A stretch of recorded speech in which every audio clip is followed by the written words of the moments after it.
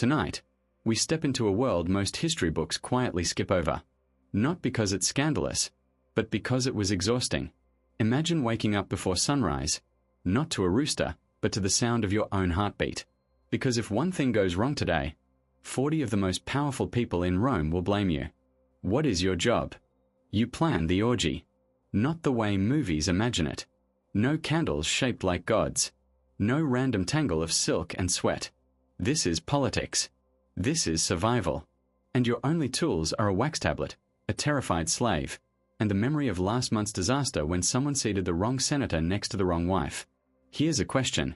What happens when a guest arrives uninvited, with a gladiator, and demands the best couch? Here's another. Who decides which wine is watered down, and which guest gets the pure, unhinged vintage? And the strangest question of all. Why did Romans need a vomitorium?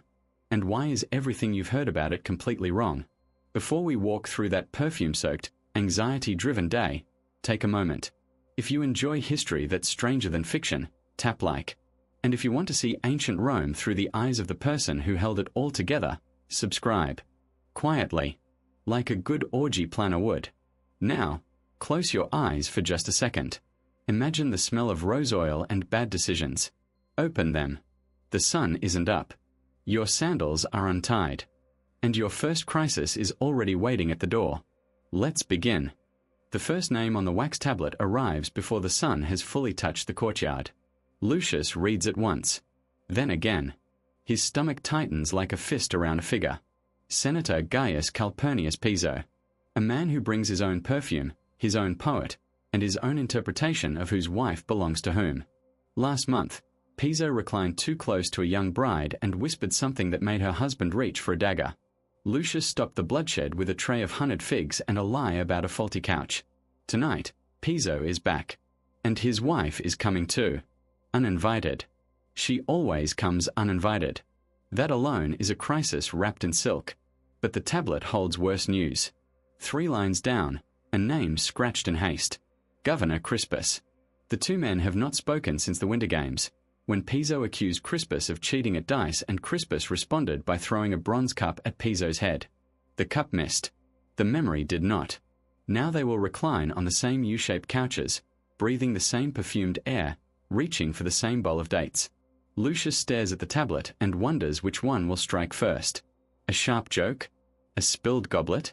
A whispered insult about ancestry that cannot be taken back? He writes a single word next to both names, asterisk separate star. Then he adds a second word, asterisk spies. He will station trusted slaves between them, not to serve wine but to listen. To intercept a glance before it becomes a threat. To cough loudly if a hand drifts toward a knife. But the real danger is not the old feud. It is the new variable. Written at the bottom of the list, in elegant ink that smells of cinnamon, 2 guests, unnamed. The vagueness is not an accident. It is a warning. They could be courtesans. They could be imperial spies. They could be the gladiator who once killed a man for looking at his drink wrong. Lucius does not know. He cannot prepare. He can only leave 2 empty cushions near the back and pray to Mercury that whoever arrives is too drunk to cause real damage. That is the art of the orgy planner. Not control. Containment. He rolls up the tablet, ties the leather strap, and places it next to his heart. The guest list is not a plan. It is a prayer. And the night has not even begun. By the time the sun climbs over the 7 hills, the names will multiply, the tensions will deepen, and Lucius will learn that some guests carry grudges older than the empire itself. But first, he needs to find enough slaves to pour the wine, fan the nobles, and keep 2 sworn enemies from tearing apart the mosaic of Venus. That nightmare begins now. That nightmare begins now. Lucius steps into the servants' courtyard, and the smell of fear hits him before the sound. 23 bodies stand in uneven rows. Some are slaves born in this household, their faces blank as marble. Others were bought last week at the market near the Tiber, still flinching at loud noises. None of them want to be here. The cupbearers are arguing about who carries the heavy amphory. The fan-bearers have not practiced their rhythm, and one of them admits, quietly, that she fainted last night from hunger. Lucius closes his eyes. He does not have time for hunger. He has 2 senators who hate each other, 2 unnamed guests who could be anything, and a host who will blame him if the rose petals are the wrong shade of red. He assigns the cupbearers first. Dilute the wine for the left couch, he says. The right couch gets full strength. Let them decide their own destruction. The fan-bearers receive their positions near the elderly guests, because old skin sweats faster and old tempers flare hotter. One slave, a boy no older than 12, is given a single task: collect discarded sandals. He looks terrified. Lucius kneels and whispers that sandals are not just sandals. They are weapons. A nobleman who loses his footwear will not leave. He will stay and demand satisfaction. The boy nods. He understands. Then come the musicians. The flute girl is hung over, swaying gently against a pillar. The lyre player is tuning his instrument with the slow, loving attention of a man who plans to play something mournful and ruin the mood. Lucius stations the lyre player near the exit, where he can be removed quickly. The flute girl goes to the garden, where her unsteadiness might be mistaken for artistry. But the real tension is not the music. It is the dancers. Two of them share a history that involves a man, a stolen bracelet, and a curse whispered in the dark. They have not spoken in 3 months. Now they must perform together, oiled and silent, while the guests watch. Lucius separates them by the width of the entire atrium. He assigns a slave to stand between them during rehearsals. He considers giving them different perfumes so they cannot smell each other's anger. The sun is higher now. The courtyard buzzes with whispered complaints and poorly hidden dread. Lucius gathers everyone one last time. You are invisible, he says, unless a guest calls for you. Then you are grace itself. One mistake, and I will assign you to the sponge duty until Saturnalia. No one laughs. They know he means it. The staff disperses like smoke. The boy with the sandals lingers, and Lucius places a hand on his shoulder. Tonight, he says, if a senator shouts, you did not hear it. If a wife cries, you did not see it. Just collect the sandals. The boy nods and vanishes into the shadows. Lucius is alone for one breath. Then the first runner arrives with news that the harpist has locked herself in a closet. The staffing crisis is not over. It has only just begun. And somewhere in the kitchens, a cook is screaming about doves. And somewhere in the kitchens, a cook is screaming about doves. Lucius walks toward the sound, and the heat hits him first. Not the dry heat of the courtyard, but the wet, heavy heat of boiling oil, roasting meat, and 20 sweating bodies crammed into a space meant for 10. The main cook, a bald man with arms like oak branches, stands over a bronze cauldron, stirring something dark and smelling of anchovies. He does not look up. He never looks up. He only shouts. The doves, he bellows. The doves have escaped again. Lucius watches 3 small birds flutter past the ceiling beams, leaving trails of white feathers and panic. The Trojan pig, stuffed with live birds, now has an empty cavity. A slave boy chases a dove with a broom. Another tries to catch one with a laundry basket. The cook threatens to feed them all to the peacock. And the peacock itself sits on a silver platter, roasted golden, its feathers reattached with wax and prayer. It cost more than a soldier's annual wage. It tastes like wet leather. But no one eats peacock for flavor. They eat it to watch the servants carry it in on a shield, to hear the guests gasp, to feel the weight of wealth pressing against their ribs.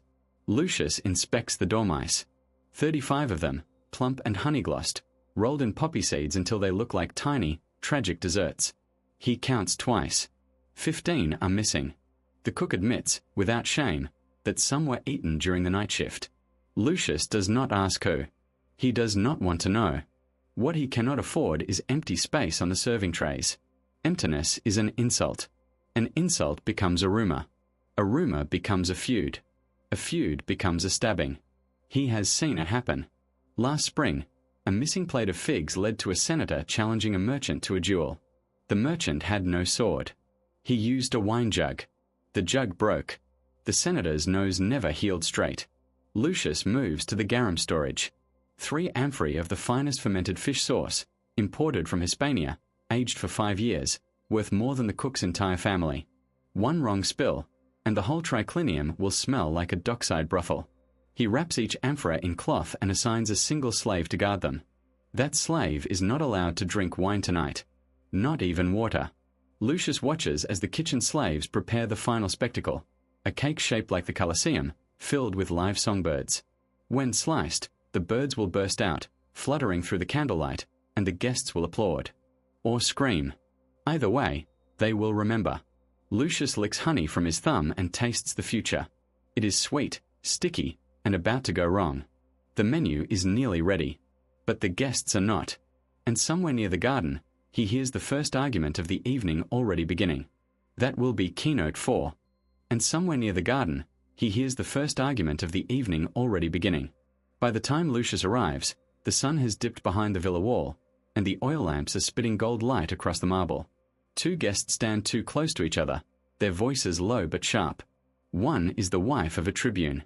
The other is a courtesan known for her memory of names and her willingness to share them. They are not arguing about a man. They are arguing about a secret. Lucius does not ask which secret.